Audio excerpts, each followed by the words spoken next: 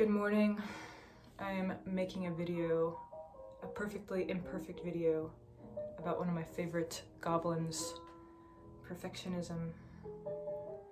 As you can see, I am still very much in my pajamas, just woke up, no makeup going on, studio's kind of a wreck.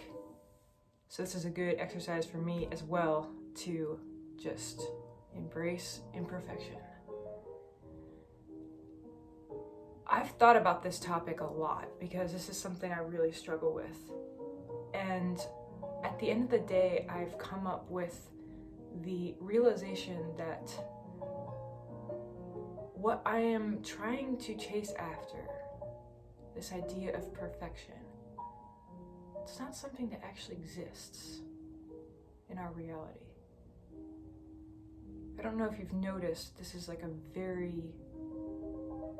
everything about this realm is very imperfect, albeit sometimes perfectly imperfect. So the question is, when we're striving for perfection, what is it that we're actually looking for? And where did we get this idea of perfection in the first place? Where does it come from? Does it come from this notion of heaven? Does it come from this notion of the Garden of Eden before the fall? Because even the Garden of Eden didn't stay perfect. Eve got bored. Perfect is boring. That's the other thing that you have to realize is what we're striving for is actually kind of boring and very alienating. And I say the word alienating because I don't feel like perfection is something that is truly human. It feels alien. And so when we hear things that are perfect, when we see things that seem perfect, we often feel very alienated by them because it feels like a denial of what it means to be human.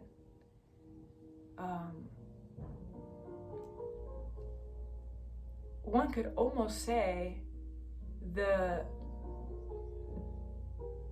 desire for perfection is almost a death wish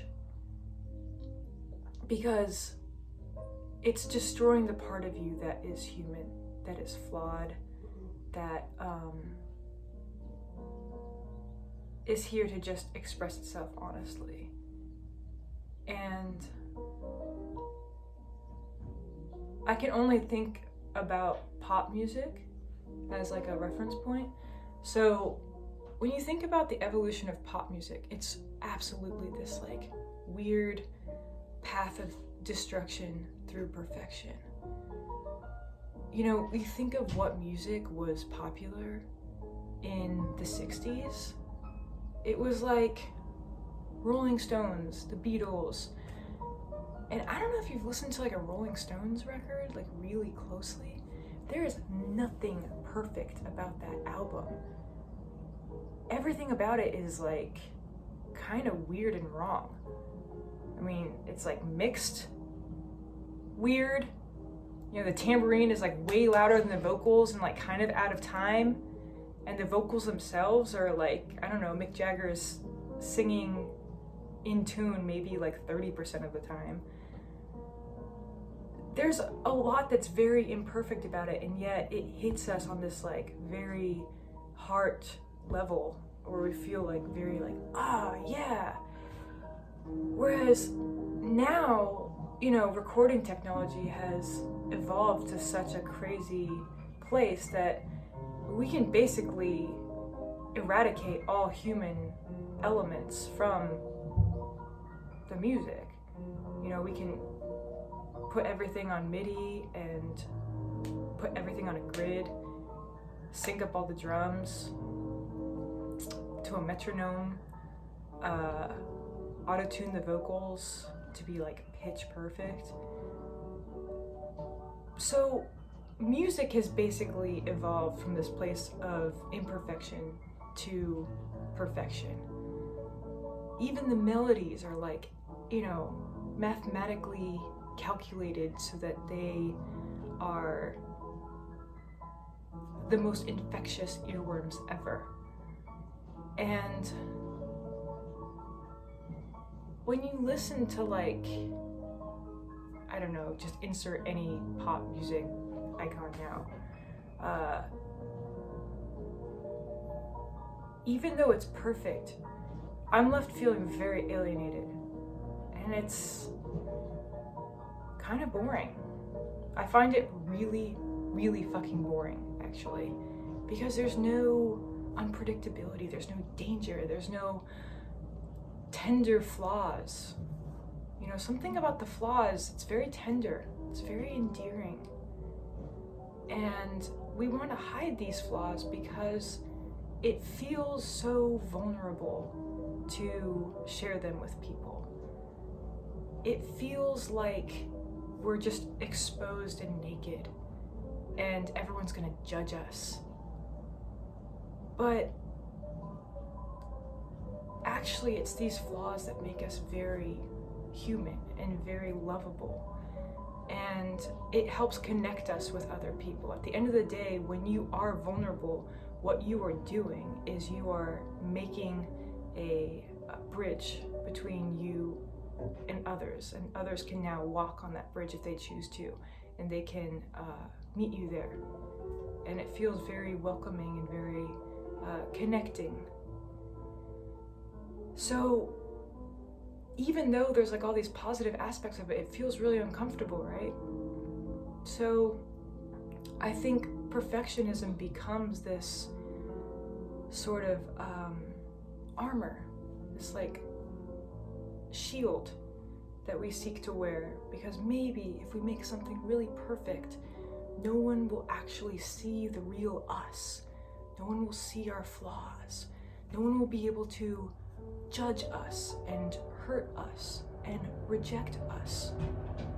So perfectionism becomes this way of kind of hiding our real selves and protecting our real selves. But what it's also doing is it is keeping you from being able to build those bridges of connection with other people, that can only come from being vulnerable. So at the end of the day, we're presenting these, or striving to present these perfect versions of ourselves, but what we're doing is we're alienating others and we're alienating ourselves. And we're just making it harder and harder to access that real place that's very human, where we're all just kind of bumbling around in the wilderness and trying to figure this shit out. And instead, we're just creating this prison of perfection that no one can access inside and you can't access out. It's very isolating, and that's why I think, people who struggle with perfectionism often feel really depressed, because they don't feel like they have that sort of like connection with people. They feel very lonely. And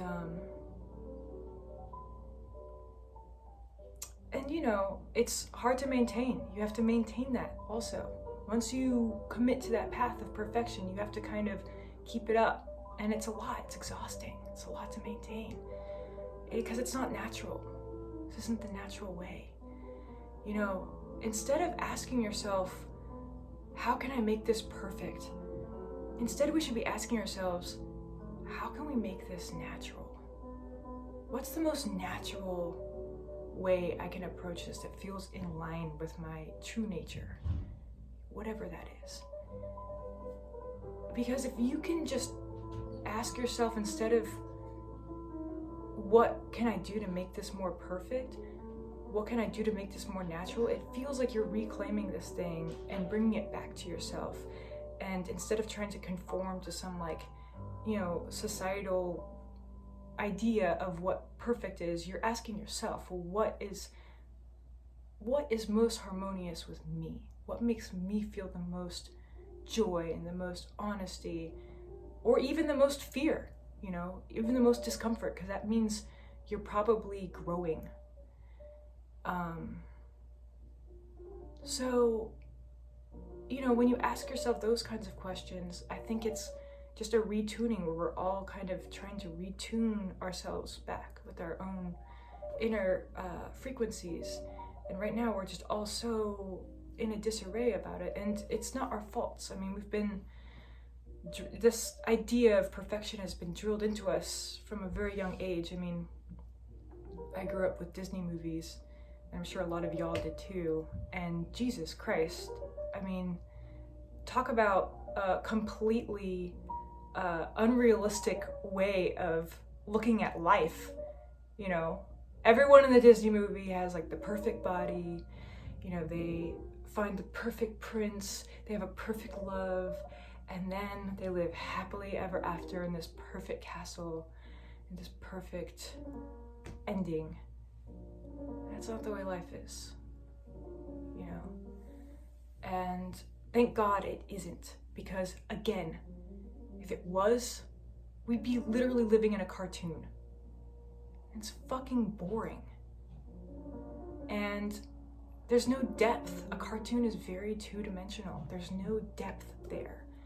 And that's the thing. It's like when we're trying to seek perfectionism in relationships,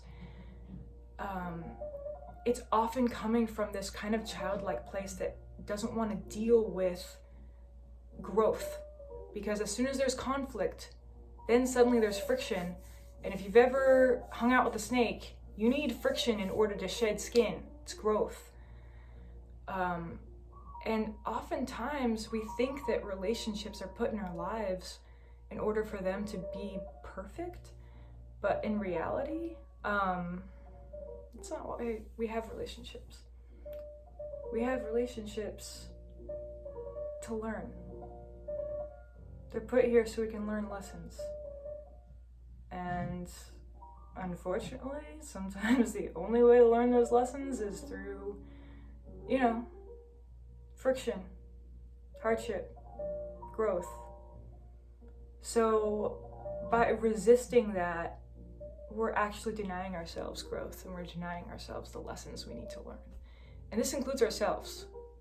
Every one of you who think that you should be having this perfect relationship with yourself, you should be like, responding in the perfect way to every single difficult situation, or saying just the right thing, or looking just the right way. It's coming from a very childlike space of not actually wanting to have a very deep relationship with yourself. You're basically existing in cartoon land. Very 2D. And even though the colors are bright, there's no depth there. There's no shadows. There's no lessons. There's no growth. And you're keeping yourself in a space of not really actually able to love yourself in any sort of real capacity, because real love is about loving all of you.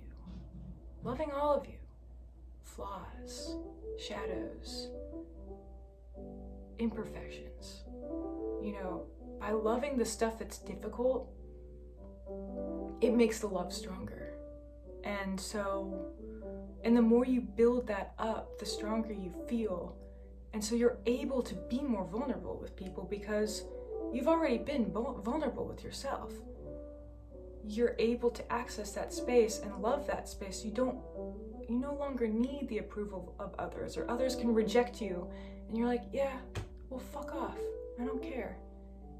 Because I know me. And I love me, warts and all. So when you're struggling with perfection, just ask yourself these questions. Do I truly want to live life in a very full and deep way where there is struggle and mistakes and growth? Or do I want to exist in like Disney cartoon where all my relationships are very two-dimensional and all the work I make is very two-dimensional and the music I make all sounds like fucking Katy Perry? Boring. you know, what kind of life do you want? Because that kind of life is not human. It's not embracing the human experience. To embrace the human experience is to embrace imperfection, to celebrate it. Because when you can celebrate imperfection, there is nothing more gratifying than that. And, so celebrate imperfection. And also, the last thing I'll mention is ask yourself when you're feeling these feelings of, wanting to be perfect, what else is going on in your life? Because for me, I feel like I don't necessarily struggle with imperfection or with perfection until the very final stage of a project. When I'm working on an album, I'm just like very free, very in the studio, usually, like my voice is everywhere, and like, the timing might not be totally right, and it's just all over the place. It's very sloppy and messy, but it's got that spirit, that I really love. And then it's time to turn the record in, get it mastered, get that test press. And suddenly, that's when I start being really, really critical and suddenly very scared that this thing I made, maybe it's not good at all. It's got all these mistakes that are just neon lights now, and I can't sleep until they're eradicated and perfect. But where is that coming from? A lot of it actually has nothing to do with wanting to be perfect whatsoever. It has to do with this fear of growth and this fear of letting go. Like, I don't want this album to end, because then I have to give it up.